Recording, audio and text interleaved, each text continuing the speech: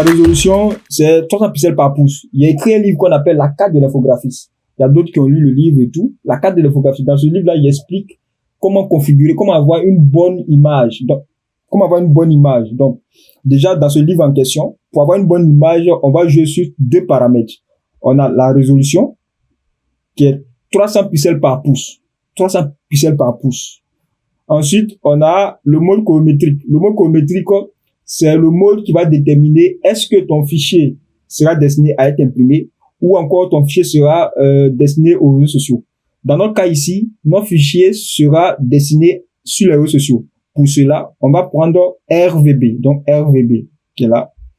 Maintenant, au niveau du bit là, on va mettre 8 bits. 8 bits pourquoi? 8 bits parce que les affiches publicitaires là ne doivent pas être trop lourdes. C'est pourquoi on va prendre 8 bits. Par contre, si tu es photographe et que tu veux travailler sur les images, tu es obligé de prendre 16 bits ou 32 bits parce que les photographes ont besoin plus de texture sur leurs photos. Tout simplement. Maintenant, ici, à ce niveau, l'arrière-plan, on va prendre blanc. OK? On va prendre blanc. Ensuite, ici, on peut aller comme ça. Ici, on laisse ça. Pixel, c'est le carré. Ici, bon, moi, je suis sur MacBook. Donc, ici, on va laisser tout par défaut. Une fois je finis, je vais cliquer sur créer, tout simplement. Créer. Donc, voici le format de mon document. Voilà. Voici le format de mon document. Donc là, on va voir déjà comment configurer Photoshop. Donc là, nous sommes dans le cœur de Photoshop. Est-ce que jusque là, qui a une question particulière?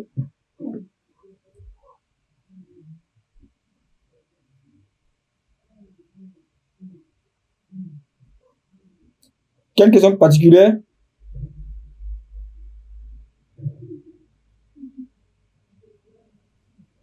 Ok, c'est que ça va tout le monde. D'accord.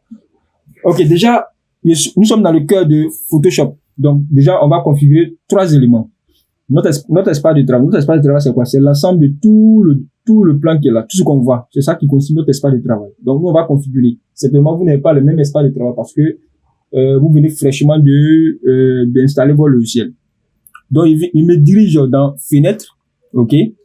Il vient ici, espace de travail. Donc, dans espace de travail, à partir de là, déjà, on voit qu'il y a plusieurs espaces de travail ici. OK? Donc, ici, si je prends par exemple les indispensables, par défaut. Donc, moi, je suis toujours dans les indispensables. Donc, nous, on va s'intéresser uniquement à l'espace de travail, les indispensables. Voilà, les indispensables, parce que c'est ça qui nous intéresse. Donc, par exemple, si tu fais des gifs, des mouvements et tout, tu es obligé de prendre ça. Si tu fais de la peinture, tu es obligé de prendre ça. Si tu fais de la photographie, tu es obligé de prendre ça. Mais nous, on va s'intéresser à l'espace de travail, il est indispensable. Donc, il sélectionne. Ensuite, quand tu sélectionnes, tu as la possibilité de donner un nom à ton espace de travail. Donc, pour cela, tu es obligé de t'orienter à ce niveau-là. Nouveau espace de travail. Donc, il clique dessus, nouveau espace de travail. Ils vont me demander de mettre le nom de mon espace de travail. Donc, je vais mettre, par exemple, CM formation. Donc, vous pouvez mettre n'importe quel nom.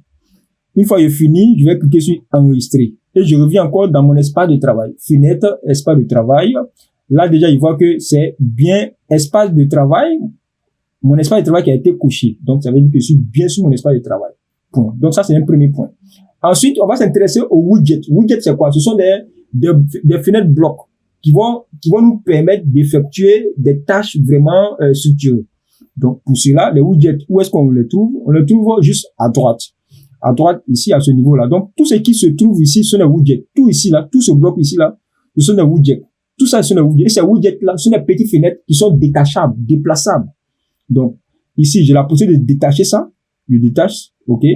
Je détache aussi ce niveau, et j'ai aussi ça, ok. Donc, les widgets qui sont déplaçables on peut les déplacer, on peut les supprimer. Donc, ici, je vais supprimer tout. Donc, si vous avez des widgets là-bas, essayez de tout supprimer et puis reconstituer, c'est très important.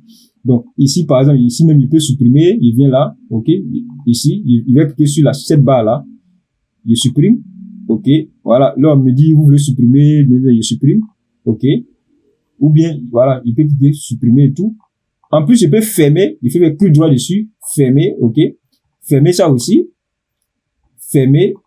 Paf. OK. Il peut cliquer ça aussi. Voilà. Il peut fermer ça. Fermer. Donc, nous, on va tout fermer et puis tout reconstituer. Il ferme ça. Ta. OK. Ici. Il peut fermer, ok. Il clique dessus. Il ferme ça, ok. j'écris dessus, et puis je ferme ça.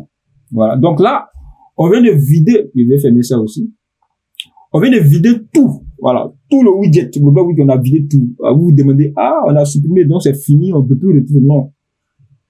Quand tu supprimes un élément dans Photoshop, ou bien quand tu déplaces un élément dans Photoshop, l'élément est toujours dans Photoshop. Tout simplement. Mais la question que vous devez vous poser, c'est quel élément j'ai supprimé. Donc, si c'est un widget, le widget là se trouve dans la liste des widgets. Donc, nous, on va déterminer la liste des widgets. Donc, je me rends, puisque les widgets déjà font partie de la catégorie fenêtre, donc je me rends dans fenêtre, ok. Dans fenêtre, je me rends à partir de là, c'est-à-dire, il y a une barre ici, cette barre là, mais à partir de là, action, à partir d'action, tous ces éléments-là sont des widgets, ok. À partir de là, tous ces éléments sont des widgets. Donc, les widgets sont classés par ordre alphabétique. Donc, nous, ce qui nous intéresse d'un premier temps déjà,